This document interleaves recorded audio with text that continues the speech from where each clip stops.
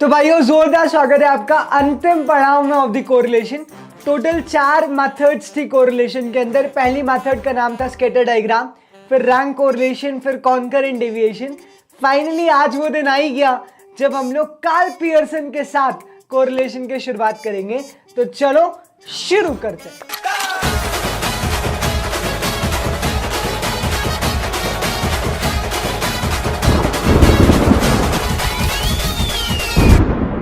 तो देखो, सबसे पहले एक इंपॉर्टेंट बात कार्ल पियर्सन मेथड में, गौर से देखना, जब भी देखो हर आदमी में होते हैं 10-20 आदमी।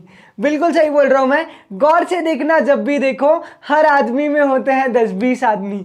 वैसे ही कार्ल पियर्सन की मेथड की बहुत सारी शक्लें, 2 इंपॉर्टेंट शक्ल तुम्हें याद होनी चाहिए। I mean to say there are 2 different formula of Karl Pearson जो तुम्हें पता होने चाहिए। तो सबसे पहले मैं वो फॉर्मूला लिखता हूं, फिर हम लोग आगे डिस्कशन करेंगे। तो भाइयों, मैंने दोनों फॉर्मूले लिख दिए। पहला फॉर्मूला है कोरिलेशन आर का, कोवेरियंस अपॉन में sigma x into sigma y, और जो दूसरा फॉर्मूला है वो है n summation x y minus summation x into summation of y divided by under root of n summation x square minus summation of x का whole square, और फिर under root n summation y square minus summation of y का whole square.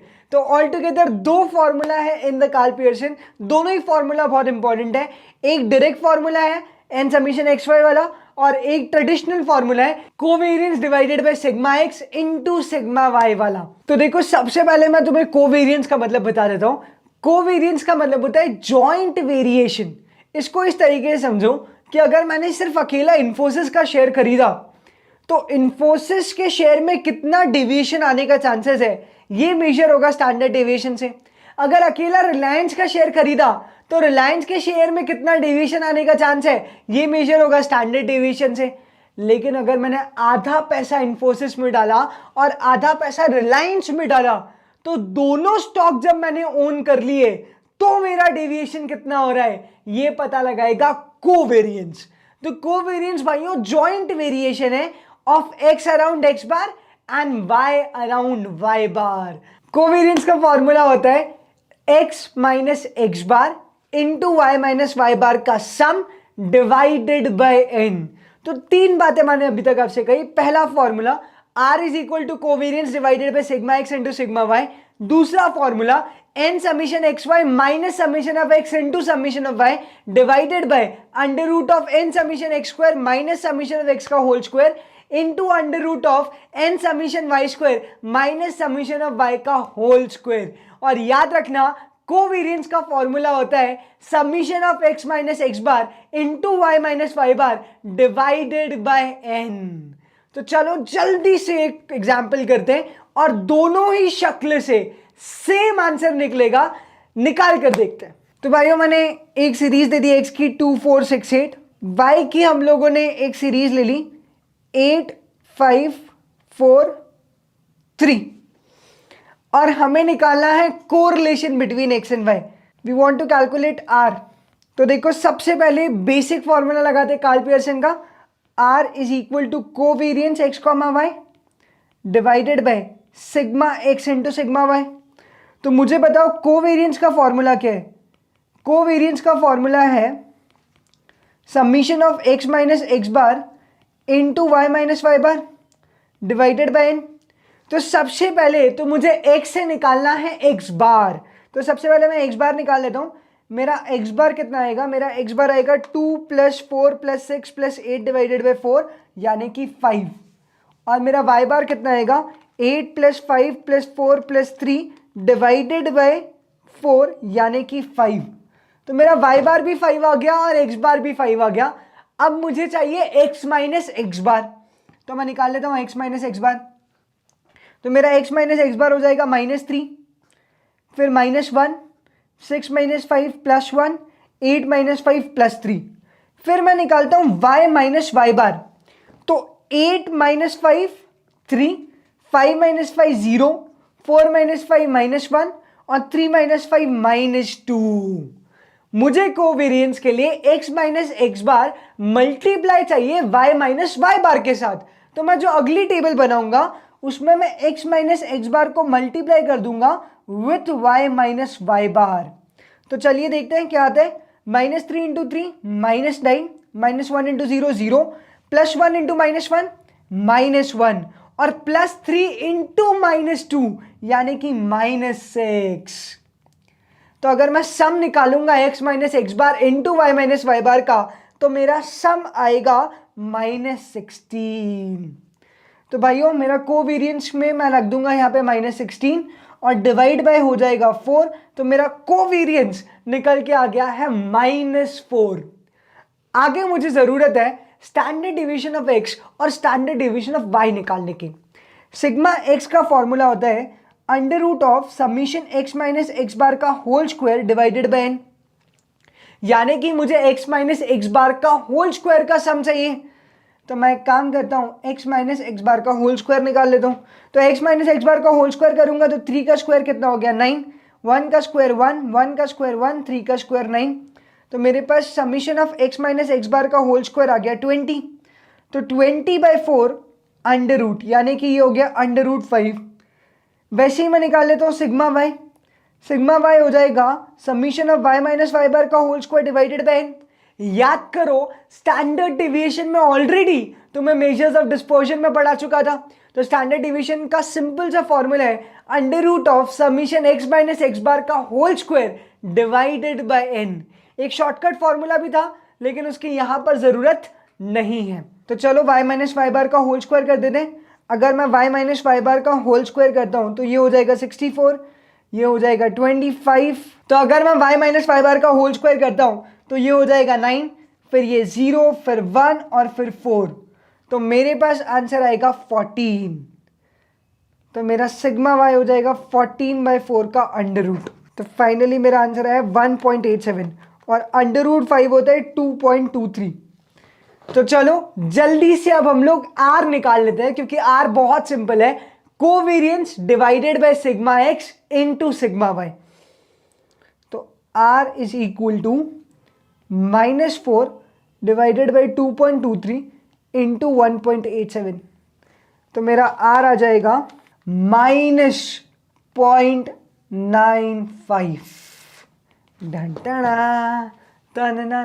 तो मेरा correlation आ गया -0.95। Simply मैंने formula में सारी वैल्यूज पुट कर दी और आंसर निकाल लिया -0.95। तो बहुत आसान है, अगर एक बार एक दो क्वेश्चन की प्रैक्टिस कर ली तो एग्जाम में वो कुछ भी पूछे कार्ल पियर्सन से तुम लोग जवाब दे पाओगे। अब हम सेम क्वेश्चन को दूसरे फॉर्मूले से सॉल्व करते हैं क्योंकि दोनों फॉर्मूले की प्रैक्टिस करना जरूरी है। पहली शक्लें तो हम कर चुके, जो दूसरी शक्ल है वो बहुत ज्यादा इंपॉर्टेंट है। तो सेम क्वेश्चन को सॉल्व करते हैं विथ अ डिफरेंट फॉर्मूला। तो भाइयों मैंने फिर से सेम क्वेश्चन लिख दिया लेकिन इस बार मैं लगाने वाला हूं direct formula of correlation. Direct formula होता है कोरिलेशन का r is equal to n summation x y minus summation of x into summation of y divided by n summation x square minus summation of x का whole square और under root फिर n summation y square minus summation of y का whole square. तो चलो solve करते हैं। सबसे पहले तो मुझे चाहिए एक्स वाई, तो मैं x इंटू वाई कर देता हूं। तो 2 इंटू 8 हो गया 16, 4 इंटू 5 हो गया 20, 6 इंटू 4 हो गया 24, 8 इंटू 3 हो गया 24। तो एक्स वाई मुझे आ गया। तो x इंटू वाई निकल चुका है, x इंटू वाई का सम हो जाएगा 24 प्लस 24 प्लस 20 प्लस 16 यानी कि 84।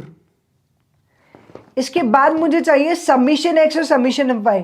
तो समीशन ऑफ x हो जाएगा मेरा 2 प्लस 4 6, 6 प्लस 6 12, 12 प्लस 8 20। वैसे ही समीशन ऑफ y भी मेरा हो जाएगा 20। चेक कर लो 8 प्लस 5 प्लस 4 प्लस 3। तो समीशन x समीशन y भी मेरे पास आ गया। अब मुझे चाहिए एक्स स्क्वायर का सम। तो सबसे पहले मैं एक्स स्क्वायर निकाल लेता हूं। एक्स स्क्वायर आएगा 4, 16, 36 और 64। तो समीशन ऑफ एक्स स्क्वायर कितना आएगा 4 प्लस 16 प्लस 36 प्लस 64। तो समीशन ऑफ एक्स स्क्वायर मेरा आ गया है 120। अब मैं निकाल लेता हूं समीशन ऑफ वाई स्क्वायर। तो वाई का स्क्वायर करूंगा तो ये आएगा 64, 25, 16 और 9। चलो निकालते हैं sum of y square. 64 plus 25 plus 16 plus 9, तो समीशन ऑफ वाई स्क्वायर मेरे पास आ जाएगा 114।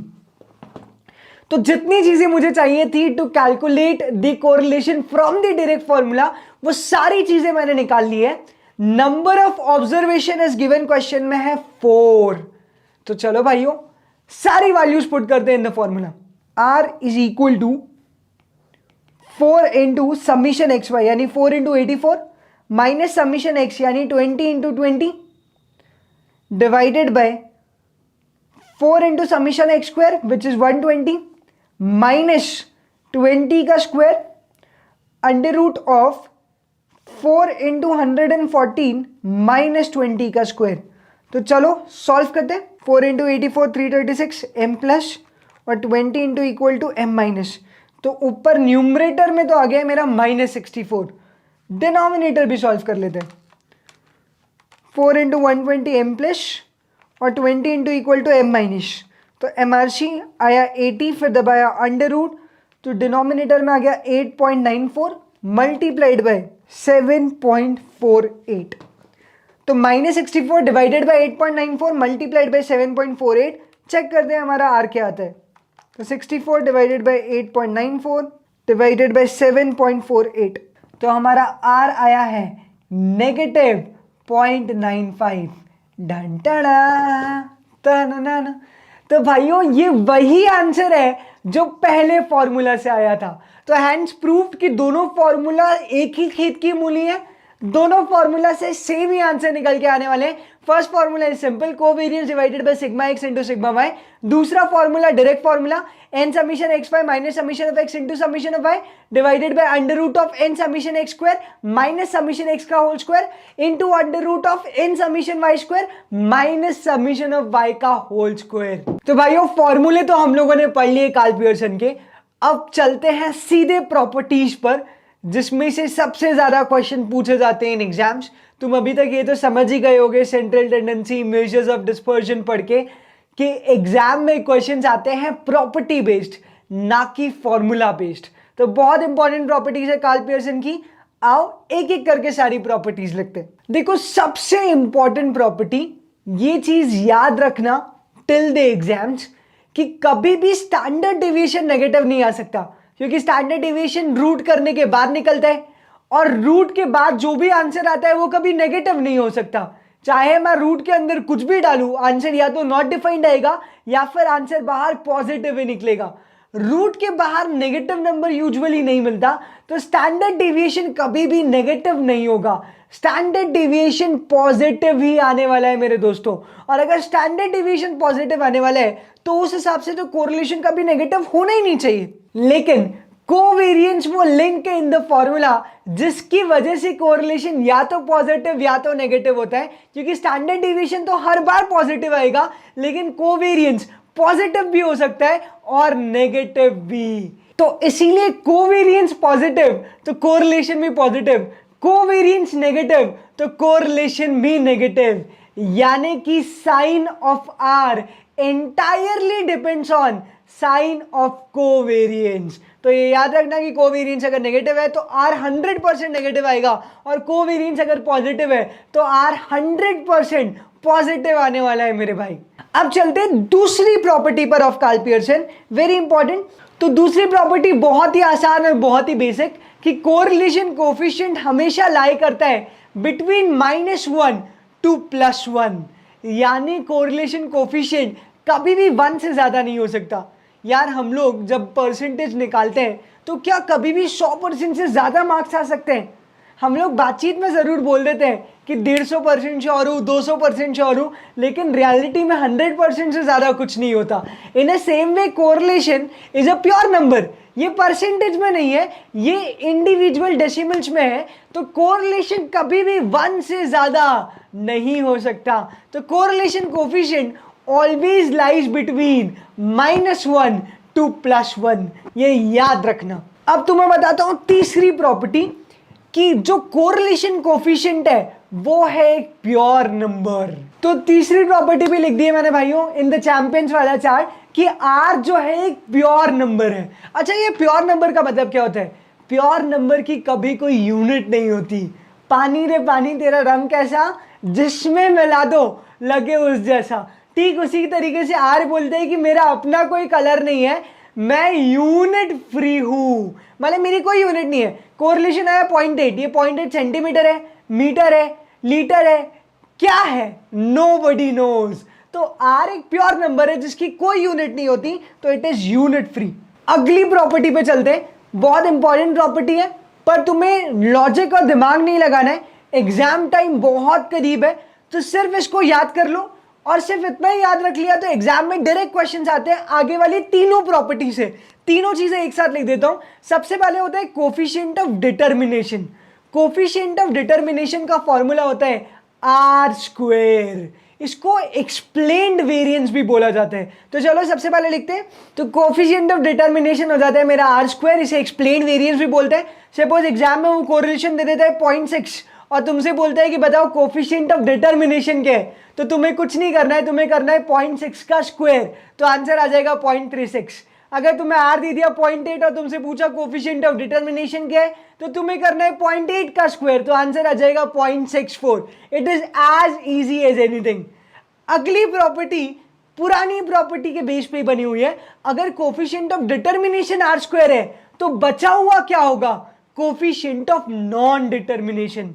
तो कोफिशिएंट ऑफ नॉन डिटर्मिनेशन का फॉर्मूला होता है 1 माइनस आर स्क्वायर। तो भाइयों कोफिशिएंट ऑफ नॉन डिटर्मिनेशन का फॉर्मूला हो जाता है 1 माइनस आर स्क्वायर। इसे अनएक्सप्लेन्ड वेरिएंस भी कहा जाता है। और एक अंतिम formula under the Karl Pearson, probable error. Probable error का फॉर्मूला होता है 0.675 into 1 minus are square under root और पूरा डिवाइड बाय n। लिख देता हूं फिर डिस्कशन करेंगे। तो probable error 0.675 into coefficient of non determination का अंडर रूट, क्योंकि under root 1 minus are square है, डिवाइडेड बाय n। तो सिंपल ये तीन जो प्रॉपर्टी है फॉर्मूला बेस्ड प्रॉपर्टी है। एग्जाम में डायरेक्टली तुम्हें वैल्यूज गिवन होंगी, तुम्हें फॉर्मूला लगाना है, वैल्यूज पुट करनी है और आंसर तुम्हारे सामने आ जाएगा। तो इन तीनों प्रॉपर्टी पे ज्यादा दिमाग मत लगाना, सिर्फ याद रख लेना coefficient of determination r square, coefficient of non determination 1 minus are square and probable error 0.675 into under root 1 minus are square divided by n।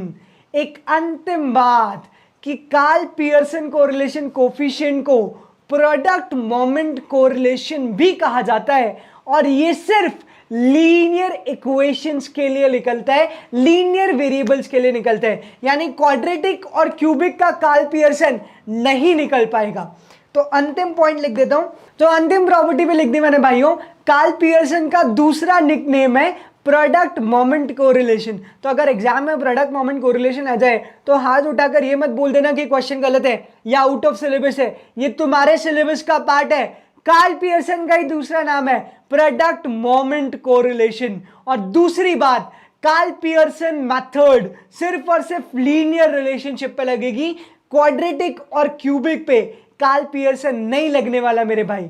तो जल्दी से एक बार रिवाइज करो क्या क्या प्रॉपर्टीज पढ़ाई। Coefficient of determination, non determination, r is a pure number, r -1 से +1 के बीच में आएगा।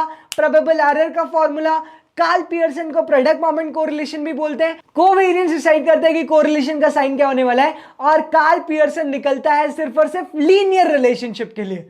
तो अब तुम बिल्कुल तैयार हो क्वेश्चंस को अप्रोच करने के लिए, तो देरी किस बात की, नेकी और पूछ पूछ।